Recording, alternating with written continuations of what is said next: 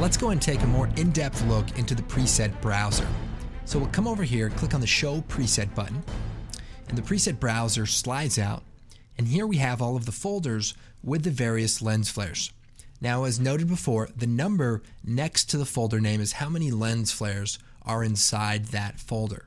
So if we click on the folder, we can then start looking at the different lens flare presets. So to load them, we just click on them, can move them around, try them out, hit the space bar to come out, try some of the other ones. There's subtle lens flares that, might be for smaller lights or, a really bright sun or something like that. So there's really a lot of variation. And what a lot of people might use it for is to just see different looks. And say you don't necessarily like this little blue element.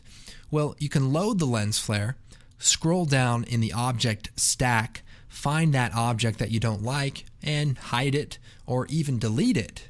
And you could either resave it as your own custom, make some more changes, or just hit OK and use it. So we really wanted to make it easy to just get started and get going with optical flares right away. And you can use the navigation at the top here or just click on the back folder. You can look at some of the other folder presets. And you can even save the preset into your own folder or create a new folder of your specific variations. Go ahead and hit cancel for now. Another cool feature with optical flares is the ability to load multiple lens flares. So let's just open up this blue one right here. It looks pretty good, but say I want to combine it with this subtle green one.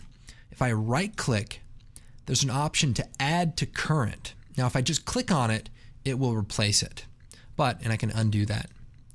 But if I right click and choose add to current, then all of the objects then get added. So if you go through some of the different presets, you could really create a pretty complex, intricate lens flare by just combining various ones together.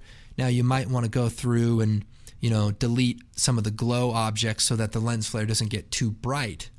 But it can be a creative way to create, the ultimate lens flare, I imagine.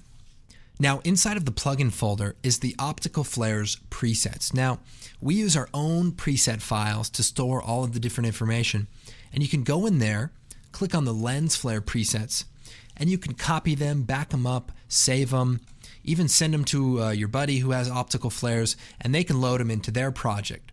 So it's kind of a fun thing to do, and we also have the preset network where people can log in and share presets, which we'll talk about as soon as that comes out. Now remember, in addition to saving an entire preset, you can also save individual objects by right-clicking, choosing Save as a Custom Object, and then giving it a name, and then that will become available in the Lens Objects custom area. So kind of a cool way to just save off, your individual elements that you really like and that you maybe want to reuse.